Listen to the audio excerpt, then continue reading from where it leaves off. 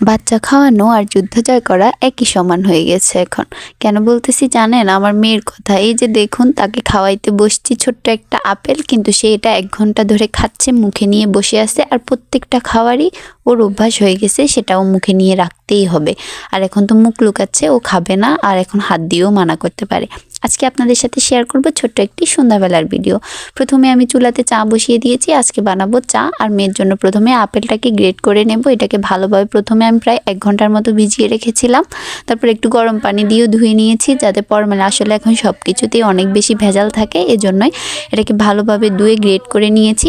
আসলে ওকে পিউরি করে দিলে, সিদ্ধ করে, ও সেটা একদমই খেতে চায় না, কিন্তু এখন দেখতেছি আস্তে আস্তে এরকম করেও খেতে চাচ্ছে না। পরে আম্মুকে দিয়ে দিয়েছি যে আম্মু একটু খাওয়াই দেন, দেখুন ওর মুখের রিয়েকশন যে কী না কী খাওয়াই দিচ্ছি ওকে। তারপর আম্মুও পারে নাই, কী করবে, ও তো মুখে নিয়ে বসে আসছে। আজকে আসলে শেষ পর্যন্ত ও খাই নাই, ও এখন এরকমই করে, কোনো খাবারের প্রতি ওর ইন্টারেস্ট নেই।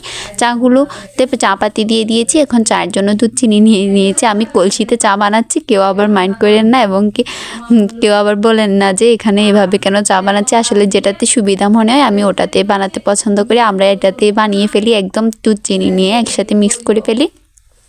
তারপর আমি খাবারের জন্য এখানে কয়েকটা শিপন কেক খুলে নিয়েছি। আর শীতকাল মানে তো নাড়ু আর মোলা, এগুলো খেতে অনেক বেশি ভালো লাগে। তারপর আমি কয়েকটা নাড়ু নিয়ে ডেকোরেট করে নিচ্ছি, সবাই মিলে একসাথে বসে খাবো এজন্যই। আর শীতকাল মানে সন্ধ্যাবেলায় চা, শীতকাল না, আমাদের বাসায় যত বেশি গরম হোক না কেন, সন্ধ্যাবেলায় চা, সকালবেলা চা খেতেই হবে, না খেলে একদমই হয় না। আর কারা কারা আছেন এরকম চা আবার? আমার কাছে চা না খেলে মনে হয় যে কী যেন খাইনি এমনই মনে হয়। আমি তো চা অনেক বেশি পছন্দ করি, আমার মেয়েও খাইতে চায়, কিন্তু ও এখনও খায় নাই, তো এই জন্য এই জিনিসটা খাওয়ার জন্য অনেক বেশি ইন্টারেস্ট, যে এটা কী খাবেও, কিন্তু আমরা তো ওকে দেই না। তারপর চাগুলো একদম হয়ে গেছে, হওয়ার পর আমি এগুলোকে ছেঁকে নিচ্ছি যাতে চা পাতি না পড়ে। চা বানানোর পরে 3 জনের জন্য 3টা কাপে ঢেলে নিচ্ছি। আর হ্যাঁ, আমি কিন্তু বাড়িতে চলে এসেছি, আপনাদের সাথে এখন বাড়িতে সুন্দর সুন্দর ভিডিও, গ্রামের ভিডিওগুলো শেয়ার করব যতটুকু পারি। আসলে একজন কন্টেন্ট ক্রিয়েটাররা না অনেক বেশি কষ্ট করে, সেটা আমি রিয়েলাইজ করতে পেরেছি কখন জানেন?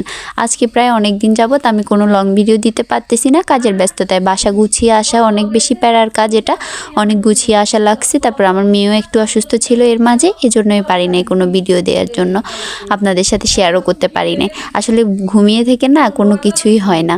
তারপর আমি এই যে চাগুলো নিয়ে নিয়েছি, মাইন্ডটাকে একটু রিফ্রেশ করার জন্য 1 কাপ চাই যথেষ্ট। আর মন খারাপ থাকলেও একটু চা খেয়ে নেন। পরে ভাবতেছি যে বাতাসটা আসে কোন দিক দিয়ে, ঠান্ডা তো লাগতেছে।